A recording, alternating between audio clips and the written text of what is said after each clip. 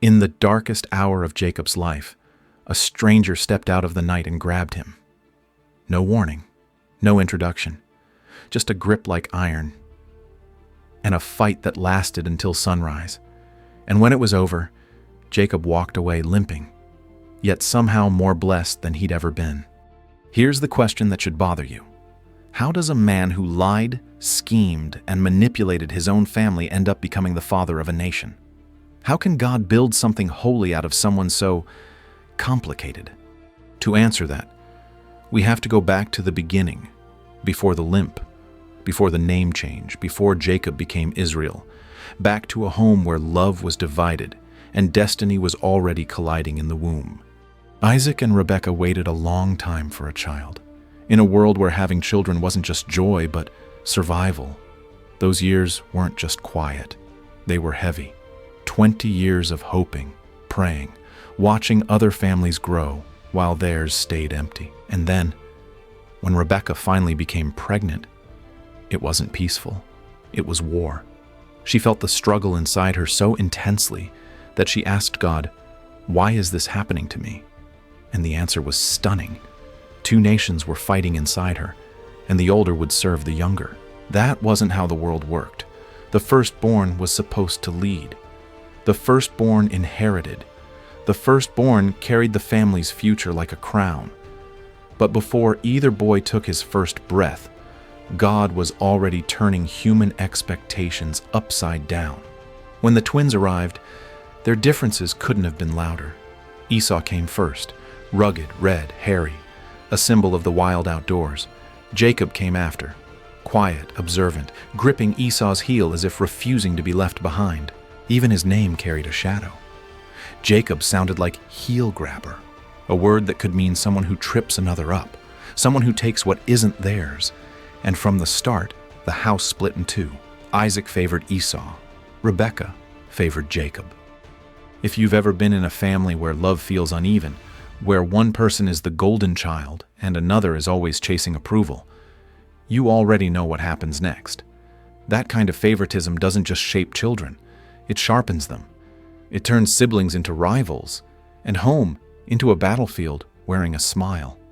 Esau grew into the kind of man the ancient world admired: hunter, outdoorsman, fearless. Jacob grew into something else, staying near the tents, listening more than speaking, thinking more than acting. And then came the moment that looked small, but changed everything.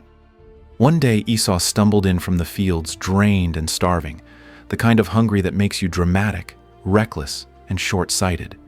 Jacob was cooking stew, nothing royal, just food. But Jacob saw something deeper than a meal. He saw a crack in his brother's armor. "Sell me your birthright," Jacob said. It sounds insane until you realize what a birthright meant. It wasn't just land and animals.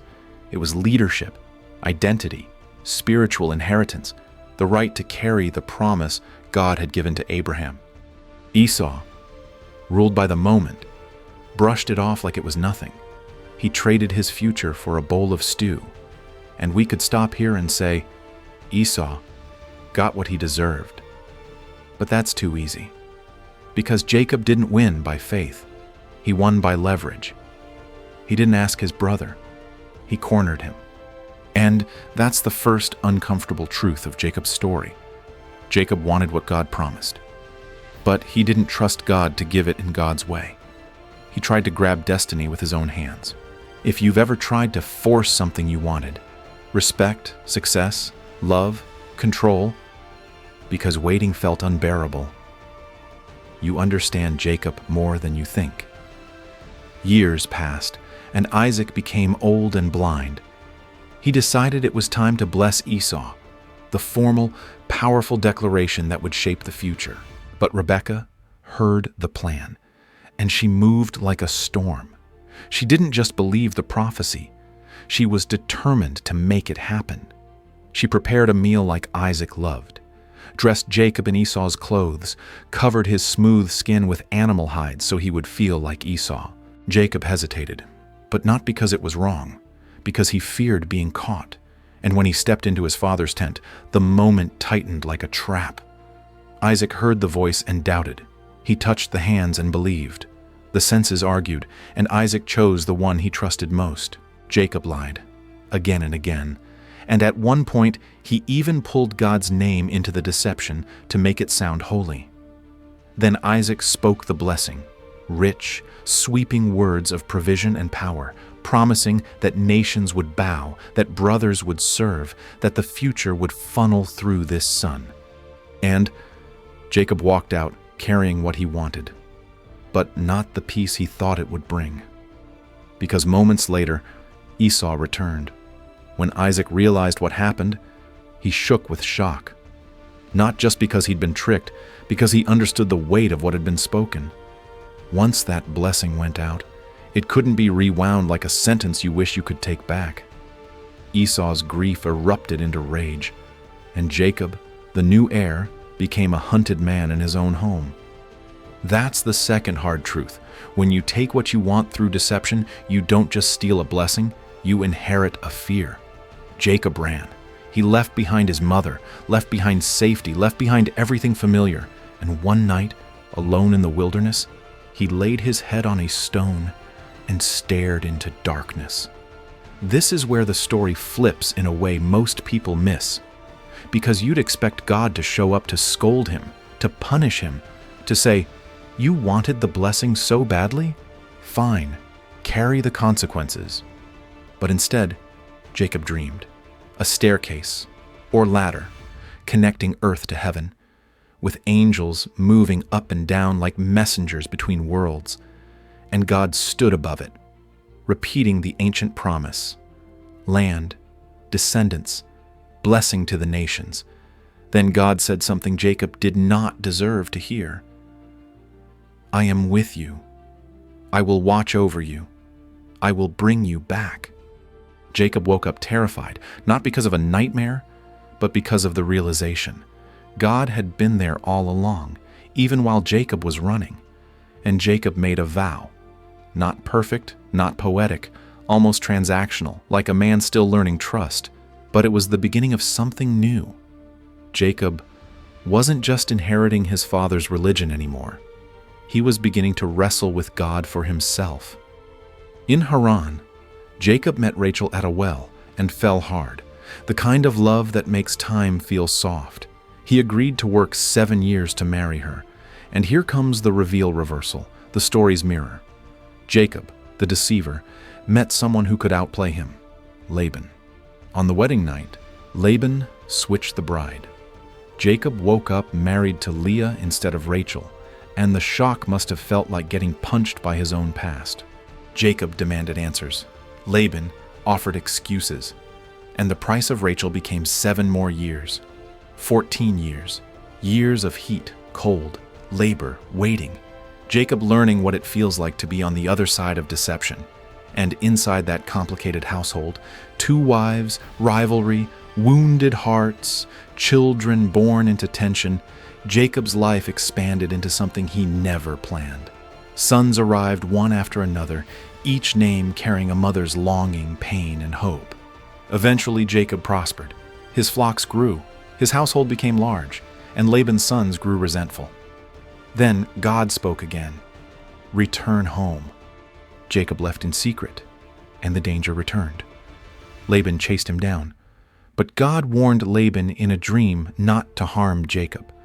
A tense confrontation followed, and Jacob, no longer the quiet boy in the tents, finally spoke with the voice of a man who had carried injustice for years. They made a covenant and separated. Jacob was heading back toward the one place he never wanted to face again: Esau. He sent messengers. They returned with news that Esau was coming with 400 men. Jacob panicked. He divided his camp, preparing for disaster, and then he prayed. Not like a manipulator, but like a desperate man finally telling the truth. "I'm unworthy, but you promised. Please save me." He also sent gifts ahead, hoping to soften Esau's heart. And then, that night came. The night of the stranger. Jacob was alone when the wrestling started, grappling in darkness. No audience, no advantage, just raw struggle. As dawn approached, the mysterious man demanded release. Jacob refused. I won't let you go unless you bless me. That line is Jacob in one sentence.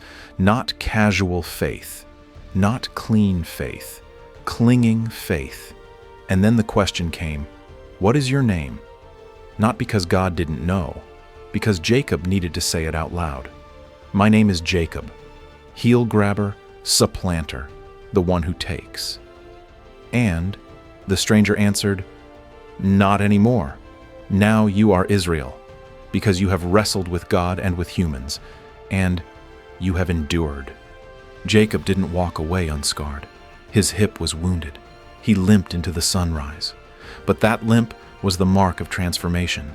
Jacob had spent his life grabbing blessings by force. Now he was learning to receive them through surrender. Then the moment arrived. Esau approached. Jacob bowed again and again, offering humility instead of cunning. And the impossible happened. Esau ran, embraced him, and wept. 20 years of fear collapsed in one hug. Jacob, expecting revenge, received mercy. And here the story answers the question we opened with. God doesn't bless Jacob because Jacob is flawless. God blesses Jacob because Jacob is being changed. But redemption doesn't erase consequences. Jacob's family still carried conflict. There was a grievous violation against his daughter Dinah, followed by violent retaliation from Jacob's sons, an episode that left Jacob shaken, fearing backlash from the surrounding peoples. Later, Rachel died giving birth to Benjamin, breaking Jacob's heart. And even among his sons, betrayal would rise again, because Jacob, now Israel, made the same mistake his parents made. He favored one son, Joseph, a special robe, special attention, and brothers whose jealousy turned poisonous. Joseph was sold away, and Jacob believed his beloved son was dead. The man who once stole his brother's blessing now tasted a grief that hollowed him out. Years later, famine struck. Food ran out. Egypt had grain. Jacob's sons went, without realizing Joseph was alive, powerful, and waiting on the other side of their guilt. When Joseph finally revealed himself, the family's past collided with their present. And when Jacob heard the news, Joseph is alive, he didn't believe it at first. Grief had trained him to distrust hope. But when he saw proof, something in him revived. He traveled to Egypt, and there he reunited with the son he thought he'd buried. He wept. He held him, and he said, in essence, now I can breathe again. Jacob's final years were quieter, but not meaningless. He blessed Joseph's sons in an unexpected way, again giving the greater blessing to the younger, showing that God's pattern had been woven into his story from the beginning. And when Jacob gathered his sons to speak over them, you can almost feel the weight of a life that contained everything: ambition, fear, love, betrayal, endurance, and grace. So what do we do with Jacob? If you came here for a clean hero, you won't find one. Jacob is not a polished statue of faith. He's a cracked vessel, but that's the point. Jacob's story confronts us with an uncomfortable, hopeful reality. God's plan is not limited by your mess. Your past can shape you, but it doesn't have to own you. The deceiver can become the one who wrestles honestly. The runner can become the one who returns. The broken family can still carry a promise. And maybe the deepest lesson is this: Jacob didn't become Israel because he finally got everything right. He became Israel because, in the end, he stopped pretending he didn't need God. So let me ask you the question that echoes through his entire journey. Where are you still grabbing for control instead of wrestling towards surrender? And what might God be building in your life, not through your perfection, but through your transformation? If this story stirred something in you, if it made you reflect, question, or hope, share it with someone who's carrying guilt, fear, or regret. And if you want more stories like this, raw, ancient, and strangely personal, subscribe and turn on notifications. Because the God who met Jacob in the dark still meets people in the dark. And just like Jacob, you might walk away changed, even if you walk away limping.